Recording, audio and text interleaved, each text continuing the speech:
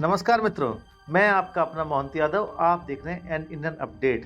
मित्रों, आज के अपडेट में हम बात करेंगे कुछ आतंकवाद के बारे में और उस चीज़ों के बारे में जिनके तहत आतंकवाद को कहीं ना कहीं जायज़ भी ठहराया जाता है या जायज़ ठहराने की कोशिश की जाती है। आपने टीवी पर कई बार कुछ स्कॉलर्स को ये कहते हुए सुना होगा कि एक मुजाहिद को बहुत ही मुश्किल ज़िंदगी जीनी पड़ती है और बहुत ही मुश्किल काम करने पड़ते हैं, विपरीत परिस्थिति में काम करने पड़ते हैं और स्ट्रिक्ट लॉज को फॉलो करना पड़ता है। मित्रों, कई बार सुना होगा आपने ये सुनते हुए कि मुजाहिद को एक आदेश है जिसके तहत वह इनोसेंट्स का कत्ल नहीं कर सकता, उनको नहीं मार सकता। किसी निर्दोष की हत्या करना, किसी महिला की हत्या करना, बच्चों की हत्या करना या डेड बॉडीज को खराब करना गलत है और एक मुजाहिद के लिए आदेश है कि मुजाहिद ऐसा कभी नहीं करेगा। और किसी भी तरह के जिहाद में किसी भी स्कूल को नुकसान नहीं पहुंचाया जाएगा, चर्चों को नुकसान नहीं पहुंचाया जाएगा, वाटर सप्लाई को डिस्टर्ब नहीं किया जाएगा, खेतों में खड़ी हुई फसलों को बर्बाद नहीं किया जाएगा और जो भी जीवित चीज़ें हैं उनको भी नष्ट नहीं किया जाएगा। कई बार आपने सुना होगा कि एक मुजाहिद ऐसा काम अपने जिहाद में कभी नहीं कर सकता। और तो और चाहे कोई मुस्लिम हो, चाहे क्रिश्चियन हो, चाहे जूज हो, चाहे कोई भी हो, अगर वह अपनी इबादत कर रहा है, पूजा पाठ कर रहा है, प्रेयर कर रहा है, तो भी उस पर अटैक नहीं किया जाएगा क्योंकि यह जिहाद के खिलाफ है। मित्रों, अक्सर आपने ये बातें सुनी होंगी, लेकिन फिर भी ऐसा क्यों होता है? हमेशा औरतों को रेप किया जाता है, जान से मार दिया जाता है, बच्चों को मार दिया जाता है, हर चीज़ को नष्ट कर दिया जाता है, स्कूलों को उड़ा दिया जाता है, चर्चों और मंदिरों को तो छोड़ दो, मस्जिदों तक में बम लगा के उड़ा दिया जाता है। उसमें जो लोग इबादत कर रहे हैं, पूजा पाठ कर रहे हैं, नमाज पढ़ रहे हैं, सब मारे जाते हैं।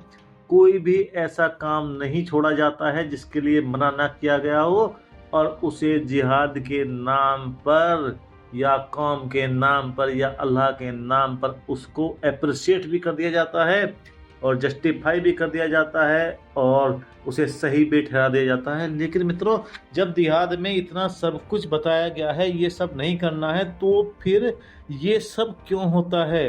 अब मित्रों, जैसा कि आप जानते हैं, दुनिया की किसी भी चीज़ को आप सही भी ठहरा सकते हैं, गलत भी ठहरा सकते हैं। यानी कि किसी भी चीज़ के पक्ष में आप कितनी भी अच्छी बातें कर सकते हैं या कितने भी अच्छे तर्क दे सकते हैं और कितनी भी अच्छी चीज़ के खिलाफ आप कितने भी तर्क दे सकते हैं। यानी कि हर चीज़ की आलोचना भी हो सकती है और हर चीज़ की प्रशंसा भी हो सकती है।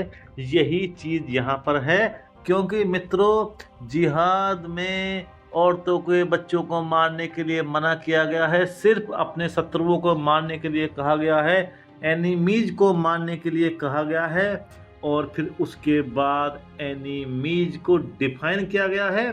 तो मित्रों, अब ये दुश्मन कौन है, शत्रु कौन है जिसको मारना है, वो मैं अब बताता हूँ। सबसे पहला शत्रु तो मित्रों वो है जिसके हाथ में हथियार है, यानी कि जिसके खिलाफ हम डायरेक्ट लड़ रहे हैं, वो एनिमी है। लेकिन एनिमी की परिभाषा से यहीं खत्म नहीं होती है, पूरी की पूरी सप्लाई चेन को एनिमी में कवर किया जाता है।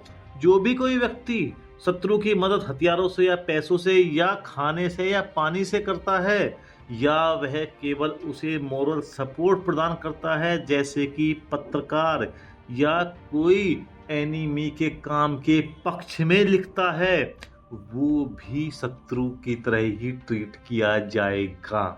लेकिन मित्रों, बात यहीं खत्म नहीं होती है, बात तो इससे आगे भी जाती है। चलो, उसने खाना दे दिया, पानी दे दिया, उसका फेवर कर दिया, सपोर्ट कर दिया, उसको वोट दे दिया, एनिमी मान लिया, लेकिन औरतों का क्या मित्रों? औरतों को एनिमी क्यों माना जाता है? अब मित्रों, अगर कोई औरत अपने आदमी की युद्ध में हिफाजत के लिए अपने भगवान से प्रार्थना करती है तो वो एनिमी नहीं है। लेकिन वही औरत अगर अपने घर में इस बात की प्रार्थना करती है कि उसका हस्बैंड युद्ध में मुस्लिमों को मारकर आए, तो भी वह शत्रु की तरह ही ट्रीट की जाएगी।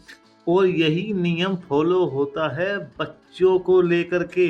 एक छोटे बच्चे को माफ़ी दी जा सकती है यदि वह बहुत छोटा है, लेकिन अगर वह युद्ध में अपने पिता के लिए या क्या बोलते हैं मुस्लिमों के एनिमी शत्रुओं के लिए कोई मैसेज पास कर सकता है, खाना पास कर सकता है, तो उसे भी शत्रु की तरह ही ट्रीट किया जाएगा। मित्रों, यहाँ तक जाती है एनिमी की परिभाषा।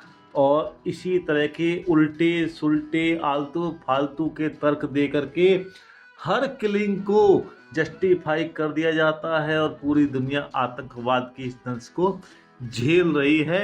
मित्रों, ऐसी ही जानकारी के लिए आप चैनल से जुड़े, वीडियो को लाइक करें, चैनल को सब्सक्राइब करें और कमेंट सेक्शन में अपनी प्रतिक्रिया जरूर दें। मैं आपके लिए ऐसी ही जानकारी से भरपूर वीडियो लेके आता रहूँगा। नमस्कार मित्रों।